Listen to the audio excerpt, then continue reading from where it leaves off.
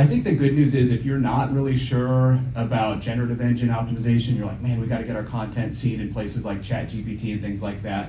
What we're seeing is the basics of SEO are an incredibly solid foundation to get found. So if you are doing a pretty good job of getting that page that you want to rank well on Google's page 1, then you're probably going to be able to do pretty well in generative AI platforms and Google's AI overviews and things like that. So, I mean, all marketers always say this, but original quality content that's not all written by AI is really, really important. Of course, writing to your audience, finding the right sentiment, being very natural in your conversation, great content. We work with clients sometimes and they'll have a web page and it has like 100 words of content. You probably need more than that. If your competitor has 1,000 words of content on their product or service, they have the ability to provide more value than you do. So the basics of SEO seem to work really, really well for generative engine optimization or answer engine optimization. That's one of the first things we tell our clients. So I think SEO is still incredibly important. And beyond that too, I mean, I think sometimes because it's a buzzword, AI, everyone's talking about it, everyone thinks that ChatGPT is taking over and Google's dead. Not true at all. Google has so much more usage and traffic than ChatGPT. ChatGPT is very small in comparison right now, of course. And of course, Google's diving more into AI mode and Gemini and AI and things like that too. But SEO still really matters. But obviously, the whole reason we're here, generative AI is really important too. So I have a couple things to add to that. So I would echo Drew's point that Google and Bing to some extent, but mostly Google. Anyway, the traditional search is still important. So in 2026, Gartner has said it's AI is only accounting for 25% of the search traffic. Okay, so that means the rest of it still is traditional. But that's going to change very quickly, and it's probably going to snowball quite a bit. But by 2028, it'll be half.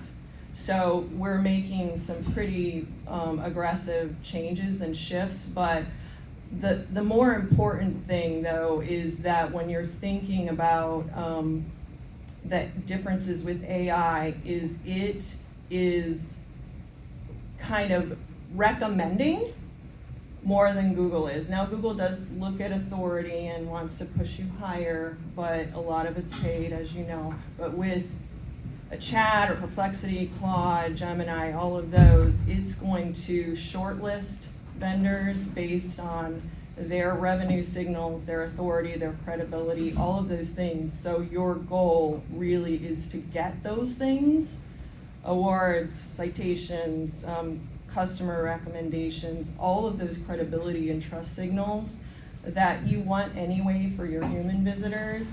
Those things are vital. And the other bit is that AI doesn't take your word for it.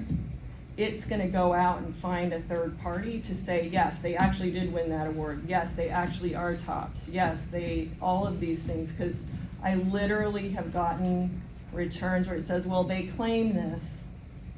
They claim that they're number one, but I can't verify it. So maybe you should be skeptical about them. That's the last thing you want a customer to see, right? So it's a very different exercise that you're going through when you're dealing with an AI search than just Google search. And then I will say something about AEO is the answers, little short answers. Getting in those is a different exercise than getting in a generative engine, which is more of a long form kind of a content. So you have to be optimizing your website for both. So something that you already did for SEO, FAQs on your pages, perfect for answer engine optimization, right?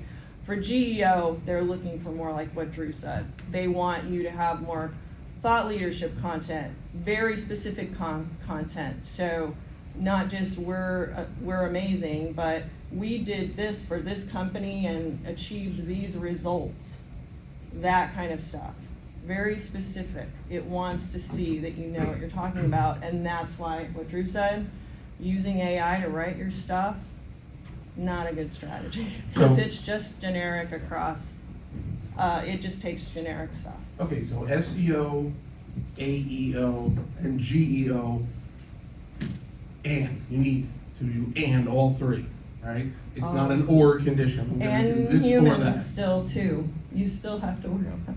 And also agents. He mentioned that. I do think that we should spend a minute talking about that one. We will, but all three, this is not an exclusive thing. You No. don't, God, I don't have to do that anymore because now I'm gonna do this.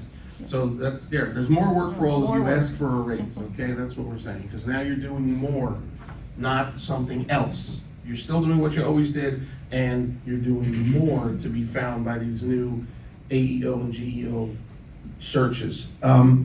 So let's talk, and I don't know if we got the right crew here, but I am gonna ask, like, SEO has always been a combination of content and structure in the way you build your website, right? So you can have the best content in the world, but somebody who's constructed their website differently may be found more easily by the crawlers. When it comes to AI, are those functions of structure, how you build the site, not just the content on the site, are they still important? Are they less important? Rich, go ahead. Yes, they're important. When I mentioned earlier, was running these in-depth reports. One of the interesting things that I had the AIs do was to compare the site in question to the leaders in that space. And what it would come back with quite often was the differences in areas of the website between the leader and the companies below. For example, having an ROI calculator or that kind of thing, or a fitting calculator for skis or for clothing or something like that was important. And so the answer is the structure can matter, and it does matter. And I just wanted to make one slight comment about the earlier topic, and that is that I agree with Callie and Drew on everything they said regarding the differences between AIO and SEO, but I think with SEO, we're really optimizing our websites to try to be the most authoritative website it can be, so it can rank higher as a website. But the way search is happening with AI, it's not necessarily going to be regurgitating links. It's going to maybe give an answer of one or two companies. And so the goal has to be to try to get content that explains that this company is a leader in this space or is a player in this space, because we're not going to get the benefit of voluminous content. Even if it's domain specific content and good content, it may not help as much as the fact that that company is a player in that space and subsequently would get picked up by the AI answer. All right.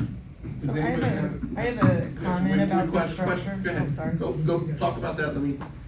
We'll do one and then two. Okay, talk about Okay, structure. so structure also is something like markup. So you guys are really familiar with H tags or things like that you're putting in the back of your website for SEO. They're signals to Google that this is an important headline or whatever. Same kind of thing has to happen with AI search. It's called schema. Only 30% of websites today actually have any schema at all, but it's important in order for you to signal to AI what is important on your page, right? But it's not the end all be all. If you don't have good content on that page, your awards, your testimonials, your case studies, all of that stuff, if that's not there, then you're not communicating the right things, and so the schema doesn't matter. So you need to have both things in order for AI to actually maximize or be optimized for it to return you as a search result. So the AI is not necessarily just scanning your content and deciding for you. It's not necessarily simply extracting the intelligence and the important stuff from your website. It will do that, but you can help it by creating the proper schema. 100%, yeah. And if you're using a product, I don't know, if your website, if you're built on WordPress, there's tons of plugins, and all these SEO helper plugins, they now all have a whole section, all big sections about schema. So it's important, you know, you think it's one of those paid features that no one really uses. That is one of the paid features, which is to build the proper schema around your pages if you're using WordPress or one of these tools. Let's get a The other question thing from I you. did want to add, JavaScript is, AI can't see it, so if you put your testimonials in JavaScript, AI can't read it. So you need to be careful about that. You can do it, but then you gotta have them somewhere else in the back and in schema. So there's just some weird nuances about it right now, so you gotta do the technical part And as I well. don't wanna get too down in the weeds, I don't think we have a lot of engineers in the room, but, No, but all it's important just a stuff. thing, yeah. Thank you. Very informative session, firstly. Thank you for that. My question is, with all of this content and marketing that gets created, in the end, how do you build better mousetraps for prospective customers to be able to see the right content? Because a lot of times, and I've seen for myself, I glaze over a lot of search engines that AI comes in. So is that a problem that you see, or you don't see that as a problem? So I guess, you know, to put it in marketing speak, great, we got you to the website, how do we convert? How do we get this person to self-identify as a potential customer? And this is particular for content, and we can get them there. You know, it used to have a lot of, you know, white papers and interesting things, but now is that, you know, that's not really so important anymore, because they can just ChatGPT the topic, and they don't need you to write the paper anymore. So what do we do about that? How do we get them to convert if the content now leads them to the site, but it's no longer a conversion point, or the best conversion point? Go. One of the things I would say to that is to always monitor and optimize when it comes to your website. I think that's so incredibly important. We see so many businesses that build a great new website, it looks really fantastic, and then they set it and forget it, maybe they set up some ads or something like that. So we're really big on monitoring and optimizing. So if we have a page where we really want to push people, and we have that button where they fill out that form or they buy the product or service or whatever it is, of course you have to visually set things up to be attractive. The page has to load quickly, it has to be good content and everything. But also, we're really interested in watching what happens. And so that's what we do for our clients. So we'll watch everything for a month, see how it goes. A lot of time we'll set up like A/B tests. So 50% of visitors come to one version of the page, 50% come to another version, change just one thing. And then if the first version has a 5% conversion rate and the second version has a 10% conversion rate, obviously that second version is better, and we'll move to that and continue. So just monitoring everything that happens and continually making it better. And that's one of the things I love about the web, is you can continually change things, improve things, and make them better and better. And that's digital, you know, in all honesty, I mean, not to be the dissident voice here, I mean, that's what digital marketing has been for a decade. Does the existence of AI change that in any way? So I do think that it changes your funnels quite a bit, because you might have zero-click search. They might not go to your website at all, which is kind of awkward for us marketers. We're like, well, that was our whole point, was to get people to our website, right? So that's a tough one. They might be evaluating us and comparing us to other people with sight unseen. They also, so that's really hard. They also may be talking to a channel salesperson or a direct salesperson and about you, which is great, you got the meeting, but then they'll go online and try to validate you. And they don't ever go to your website. It's really an awkward situation. So you do have to really work hard at becoming the authority and being able to try to convert them without them going to your website, which is really tough. Well, Rich and Drew are picking up those microphones because they both want to talk next, but we're going to go to Rich since he owns the place. No, why don't, go ahead, Drew, after you, please. Real quick, one of the things I would say is totally agree, Callie, and so many marketers and website owners and content creators and especially publishers online are so frustrated that all these platforms are just taking our content, they're crawling our site for free, they're taking our content. It started with rich snippets in Google, those little answers up at the top, AI overviews, and now we got ChatGPT and all these different platforms just taking our content, and that does feel frustrating. I want someone to come to my website. We all want someone to come to our website. That's the best place we can have people go, and that's still important and a priority. So this does feel depressing in a way. And a lot of people now, you know, marketers are talking about, oh, we're getting lower traffic to our websites. This feels so bad, you know, is my website just gonna go away? But I think an optimistic way to look at this too is we are seeing, so we build and market hundreds of websites. And one of the things we're seeing as we look at our websites is, you know, traffic is up on some of them it is down a little bit, it depends on the industry. But just because your traffic is down isn't necessarily a bad thing. Higher quality traffic generally we're seeing is coming from generative AI platforms and just platforms in general. You think about 10 years, 20 years ago, you know, you're looking for the address of a business. You'd go to Google, you'd search, you'd see 10 blue links, and then you'd click through, you'd go to their site, you'd scroll to the bottom, and you'd find their address. And then you'd bounce. That's not the highest quality traffic. So today, a lot of those quick little things, you know, you can find them, people will find them through generative AI or even Google search results, and they won't go to the website. But those who are interested enough to actually click through to your website now, generally we're seeing the session dwell time is a little longer, they'll spend time in more pages, and they might be more likely to convert. So maybe less traffic, but also we're seeing a little higher quality traffic. So I can reinforce exactly what Drew's saying. So one study that SEMrush did, you probably know SEMrush because they're very well known as an analytic platform for SEO. They did a study and the traffic from AI converts 4.4 times higher than other traffic. So because of the reasons that Drew was talking about. So it is true, it's happening, and again, as we said in the beginning, this is not happening all overnight. Now, buyers are using AI to validate and qualify and get recommendations for people, but a lot of people are still using Google. So you still need to do all the things you've been doing. You're still gonna get traffic from that. It's just gonna probably be less, but the traffic will probably convert more if you're doing all the right things that you need to be doing. So, Rich, anything to add? Yeah, if we're talking about getting someone to a website and getting them to convert, we're gonna see more AI adaptation, more AI in that process as well. So I think websites are somewhat static today, and we're gonna see that evolve as well, where the websites become a lot more dynamic based upon the visitor, the offer, maybe the time of the year, et cetera. So that's one thing. The second thing is, we do have a major problem as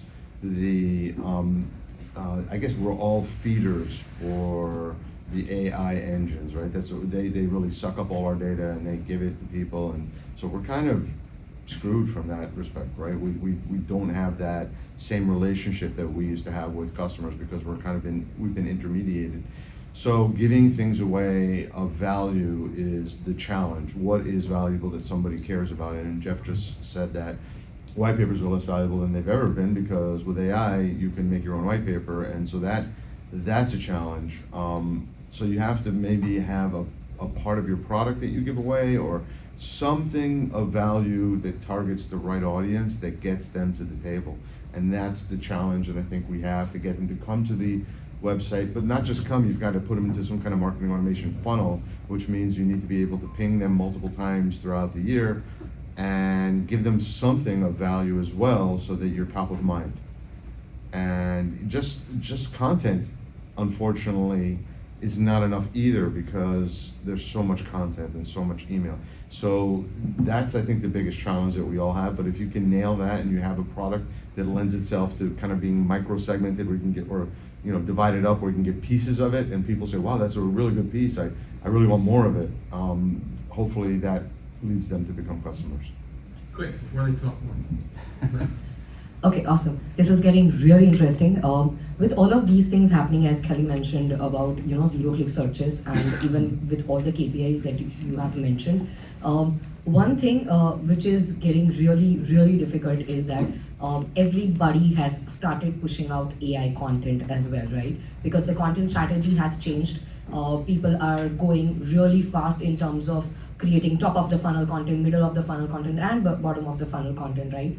But then in that case, the biggest thing that is happening is that with the scale at which the content is created, it is like picking up really fast in terms of performance. But as we saw in Google December update, right, that a lot of companies saw Mount AI kind of decline from those pages, right? So how do you make sure that every piece of content that goes out is humanized and they are EEAT proof? Drew, take it, go I quick. could take it. Quick. Yeah, go ahead. So we're gonna have to put those microphones in holsters, so you guys can quick draw to answer the questions. So for those of you that came late, I developed a product called FusionScore.ai, and what it does is it produces content that helps companies rank higher, and it's automated. And so the first challenge I had when I started to show it to people was, well, what does an AI detector do? And an AI detector said my content was 100% automated, so I was like, oh my God. So I spent the next 2 or 3 weeks coming up with the proper way to humanize the content. So now the content reads as if it's human. If you put it in, I've been using Quillbot.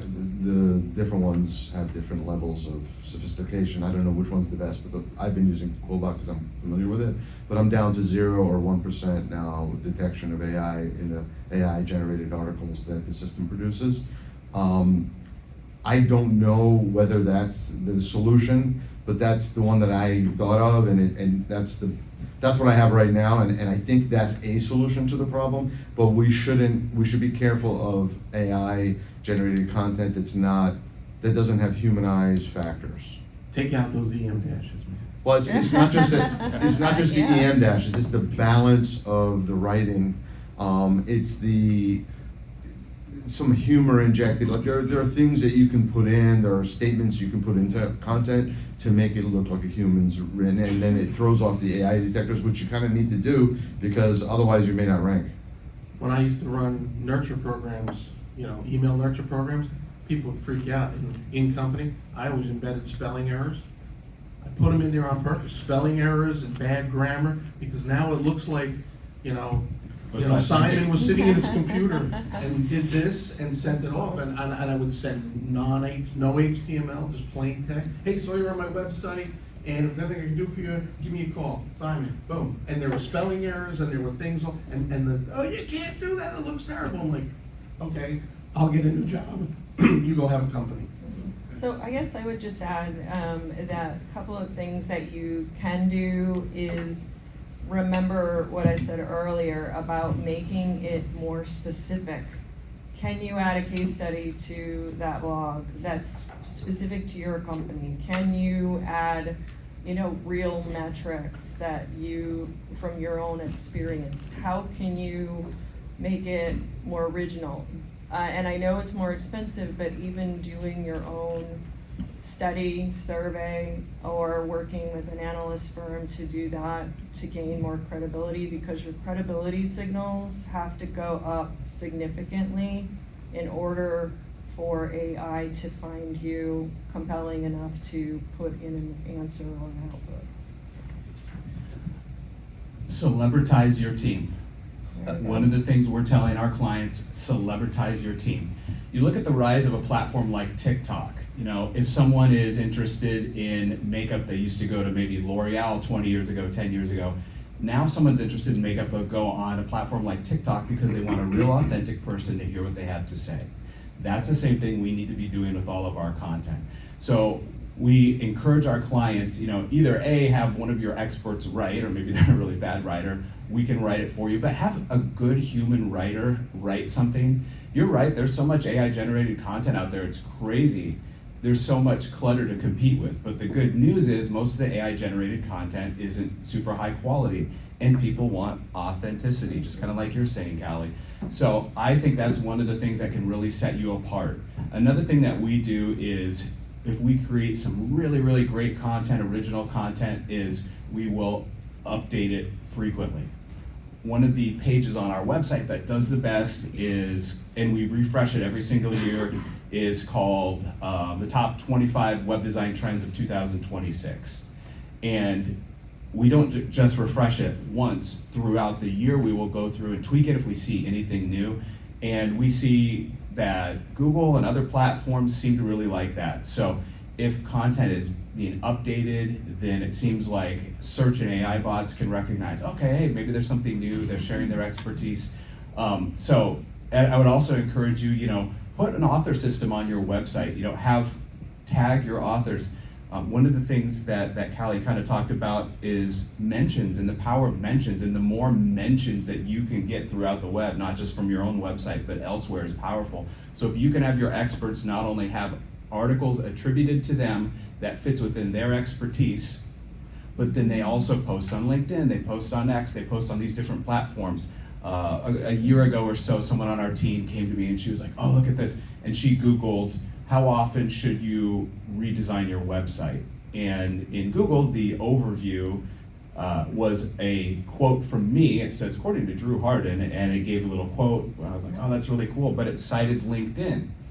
And if I would have written about like 401ks, I never would have been featured there because I don't know anything about that. But I do talk about web design and digital marketing all the time on my social platforms. So just doing that, we've seen really good results from. And one more thing that's kind of crazy that we've seen is, I don't know if this is right in every situation, but in some cases we're seeing when you write in first person in a website, it actually seems to do a little better in some cases.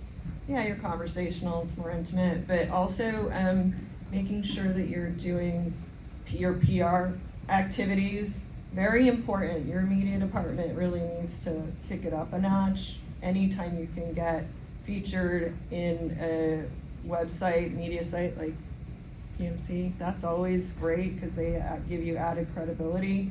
If you can get on a podcast, any of the things are self-published, like Drew was saying, that also helps because you're going to get followers and credibility and authority, and that helps. So what I'm hearing is that this idea of personal branding, even in our corner of the world, right, for tech, they don't want to hear from TMC anymore. They want to hear from Rich. So you have to, it sounds to me like you have to be very careful that if other people are writing content for you, that they learn and understand how to write in your voice, or you need to pick someone in your company to push up front. This person's going to be the face of our content, whether they really write it all or not, but it becomes a little bit different. It's not B2B marketing anymore. There's a little bit of this personal branding that you need to make to be found and quoted in the AI search. Okay, so we've got about 5 minutes left. I want to make sure that we've addressed any questions, comments, feedback from the House. That was a very enthusiastic hand raise, sir. I appreciate it. Wait, I got one. Thanks, guys. I have a question around specifically for Drew, because I have full disclosure, I work for Callie. I've seen this with clients around listing pricing in the website and the correlation of that getting to show up in AI search. I deal with this all the time where the client wants to hide how expensive their product is. And I want to get your guys' opinion on handling that and what to do in that situation. Wow, that is such a good question. And, like we talked about before, like authenticity is really important. So I think that could probably depend on the industry, the situation, the target audience, and things like that. And also, how often does the price change? Like if there's price changes that happen frequently, in my opinion, I think it'd be kind of dangerous to put the price down because it could get indexed on some platforms as a higher or lower price, and AI still hallucinates a lot. So I can understand how that would be tricky. Like for me, and I mean, you guys probably have some great expertise on this as well. I'd be careful about doing it just because of any like hallucinations or indexing that could happen that would make it seem inaccurate. I'd probably do it and then test it for a while. And also, there's so many platforms out there. There's Perplexity and Claude and ChatGPT, Grok, all these. So I would probably test a lot of it and also try to determine like, okay, where is my audience most likely to come from when I look at the analytics? Where are they coming from? So that's what I would say. Gotcha, thank you. So, and I do work with Dylan, and we do encounter this a lot, particularly in the tech space, which most of you are probably in. If you're in a market where it's typically the pricing is on the website, you sell internet, it's on the website. if you sell UCAS, most of them have it on the website, right? So in those situations, you kind of have to, and if you don't, that is a disadvantage because everyone else is doing it. This will probably be a disadvantage when we get into agentic buyers too, which is coming very fast. And so I know it seems a little like tomorrow or the next year or the next, no, it's already happening in our personal lives, and some people are already buying commodity-based services already with agentic AI in the B2B environment, so paper products, things like that. So, but if you are selling a big network, selling SD-WAN, and it has to be spec'd out, that pricing is not gonna be on your website. So, you know, you're kind of stuck there, but I don't think the expectation is that it would be. So, you know, I think that for me, I'm not 100% sure how we're making that leap to agentic buyers unless you're going to maybe a marketplace setting or something like that. I don't, yeah. Gotcha. I strongly disagree, but I'm not on the panel, so. Sell value, don't sell price, otherwise you'll be subject to your stupidest competitor. Well, that's Hey, what's happened. Drew mentioned about hallucination, and that's why the question is how much of that is real impact versus perception that AI is not ready for prime time? Or how much do you see it's a real impact in business, the hallucination? Be quick, we got 3 minutes, that's the whole session in itself, but. I asked Gemini to give a bio of my dad, and it said he died, and he didn't. He's still alive. So sometimes it's really, really Wow. wrong. And my dad, like where I'm from, he's pretty well known, but he's not like a huge celebrity or anything. So there's a lot of content about him out there. But it's like, so I don't know the percentage or the stats to answer that question, but the point is like, I think a lot of people still don't trust AI wholeheartedly, and they probably shouldn't. We passed around an email, and Pew Research did a study, and 46% of people said that they didn't trust Google's AI overviews. So I think sometimes it's not, you know, to what percentage does it hallucinate? It's what percentage of people think it might be hallucinating. So I think there's still a lot of distrust out there. I'm kind of glad to hear that because the stat that I had was 90% of buyers actually trust that what the AI says to them. So I hope that that's Hopefully wrong. my stat's right. Yeah, I hope so. There's a lot of answer bias there. I mean, like I said, if I'm buying office supplies, I trust it. More complex topics, maybe not. Remember, I'm an award-winning director if you Google me, if you AI me right. I mean, you know, I directed a show, an amateur production in Trenton, New Jersey, but I was credited with a lot of the social media feedback for a professional production of the same show in Philadelphia 30 miles away. It got them mixed up, so it was giving me credit for the reviews of a professional production 30 miles, so close, so Trenton, Philadelphia, and you know, so. You did good GEO there. That's impressive. I didn't do anything. I just made sure the show was funny. All right, we are at the end of our time. You got anything you want to say to wrap it up? Or we can just end the session here and you can accost our speakers. I know a lot of people don't like to talk to the microphone, but if you do want to talk to our speakers, please, all I ask is that you do it outside in the hall so that we can clear the room and get ready for the next session, okay? But if you have a quick closing statement, go for it.